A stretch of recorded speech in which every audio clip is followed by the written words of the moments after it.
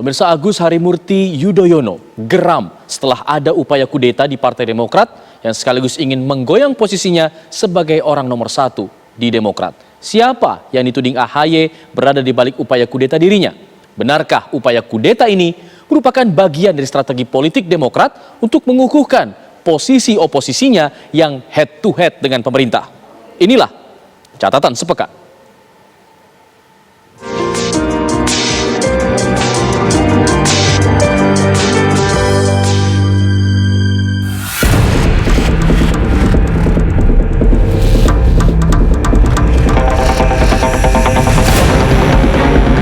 Dan rencana yang dipilih para pelaku untuk mengganti dengan paksa Ketua Umum Partai Demokrat yang sah adalah dengan menyelenggarakan Kongres luar biasa.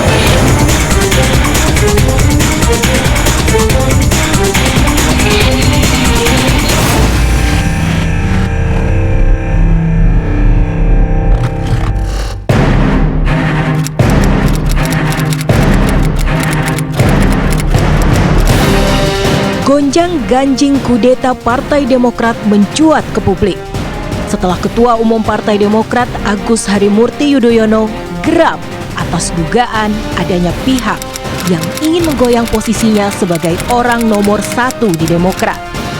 Putra sulung Presiden ke-6 RI Susilo Bambang Yudhoyono ini menuding ada pihak-pihak di luar partai yang mendalangi gerakan yang hendak menumbangkannya dari kursi Ketua Umum untuk memuluskan langkah di pemilu 2024 mendatang.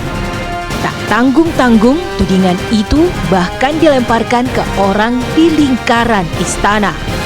Konsep dan rencana yang dipilih para pelaku untuk mengganti dengan paksa Ketua Umum Partai Demokrat yang sah adalah dengan menyelenggarakan Kongres Luar Biasa atau KLB. Berdasarkan penuturan saksi dalam berita acara pemeriksaan, untuk memenuhi syarat dilaksanakannya KLB, pelaku gerakan menargetkan 360 orang para pemegang suara yang harus diajak dan dipengaruhi dengan imbalan uang dalam jumlah yang besar. Menanggapi tudingan AHY, sejumlah kader senior dan pendiri Partai Demokrat pun menggelar pertemuan. Kader senior menyebut kasus ini sebagai intrik internal, sebagai bentuk ketidakpuasan kader dengan pemimpinnya. Namun, kader senior dan pendiri Partai Demokrat menampik tudingan adanya campur tangan pihak eksternal. Yang ada adalah ketidakpuasan kader-kader di daerah atas kepemimpinan AHY. Untuk itulah mereka menuntut adanya Kongres luar biasa. Untuk meluruskan konferensi pers Agus Harimurti Yudhoyono pada Senin 1 Februari 2021 yang telah melibatkan pihak eksternal adalah tidak tepat. Padahal hal ini sepenuhnya urusan internal partai. Disebut-sebut sebagai tokoh yang diduga berada di balik gonjang-ganjing kudeta Demokrat, Kepala Staf Kepresidenan Muldoko pun angkat bicara. Ia membantah pernah berbicara tentang pendongkelan kepengurusan Demokrat. Tak ada lingkaran istana yang ada sangkut pautnya dengan Demokrat. Sehingga AHY sebagai pimpinan sebuah partai besar dinilai tak perlu terlalu baper alias bawa perasaan. Bro, kau mau kudeta lah. Kudeta apa nih di kudeta? Anggaplah begini ya. Saya punya pasukan bersenjata nih. Anggaplah Panglima TNI pengen jadi ketua Demokrat. Emangnya gue bisa itu gue todong senjata itu para DPD, datang sini. Gue todongin senjata. Semua kan ada aturan, ada ART dalam sebuah partai politik. Dan lucu-lucuan begitu. Kalau kita bicara human capital, itu bukan intellectual capital yang tepat, emotional capital. Gitu. Jadi tenang merespon sesuatu. Masa gue ngopi harus izin presiden? Gila. harus presiden tahu ya, ini berlebihan, jangan begitu.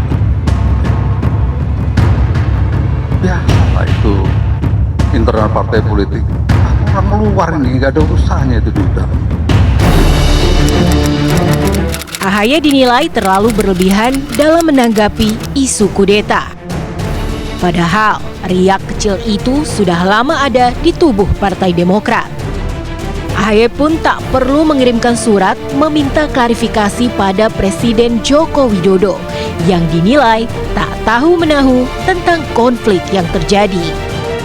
Nah, saya kagetnya kok sampai Mas AHY sebagai ketua umum merespon ini secara besar-besaran seperti ini, yang bagi saya kok malah membesarkan gerakan kecil yang tidak seharusnya direspon secara besar-besaran seperti ini. Boleh direspon, tetapi jangan besar-besaran seperti ini. Itu kekagetan saya yang pertama. Kekagetan saya yang kedua adalah ketika Demokrat mengirimkan surat kepada Bapak Presiden Jokowi meminta klarifikasi. Saya juga kaget di situ karena apa? Saya pikir Partai Demokrat melakukan sesuatu yang tidak seharusnya dilakukan juga, mengirimkan surat ke Pak Jokowi meminta klarifikasi itu. Ini kan Pak Jokowi menurut saya tidak tahu menahu dan tidak mengetahui apa yang terjadi.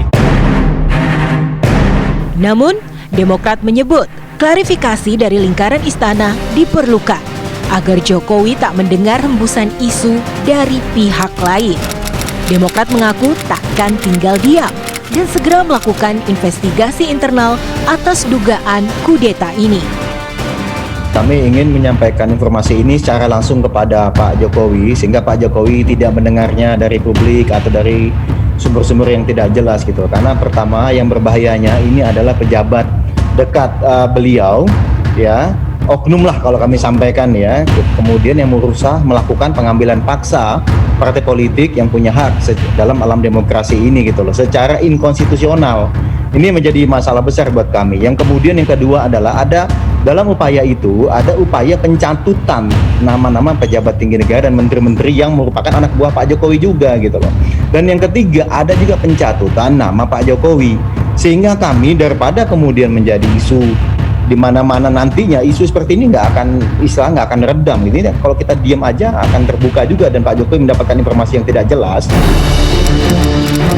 Lalu benarkah munculnya dugaan kudeta di Demokrat merupakan bagian dari strategi politik? Mungkinkah Demokrat tengah membangun kekuatan oposisi pencitraan head to head dengan pemerintah? Berikutnya menjawab pertanyaan Bu dan saya justru menganggap bahwa memang Partai Demokrat membesarkan isu ini, menurut saya ada logiknya itu secara normatif betul, karena Pak Muldoko dianggap punya PR untuk menjawab hubungan tadi. Yang kedua adalah isu ini menegaskan Partai Demokrat sebagai kekuatan utama oposisi, mengambil posisi yang sebelumnya diambil yang dipegang oleh Partai Gerindra. Jadi di situ justru keuntungan yang akan didapatkan oleh Partai Demokrat secara elektoral, karena bagaimanapun banyak konstituen Partai Gerindra yang tidak puas dengan masuknya Gerindra di dalam pemerintahan. Konstituen semacam itu akan ditarik oleh Partai Demokrat kalau Partai Demokrat secara pencitraan mampu memunculkan atau memosisikan diri secara head to head dengan pemerintahan. Jadi menurut saya ini strategi yang secara politik keren gitu ya, karena berhasil mencoba mengambil posisi yang sebelumnya dimainkan oleh Gerindra dan saat yang sama menepiskan PKS yang dari awal memang istiqomah sebagai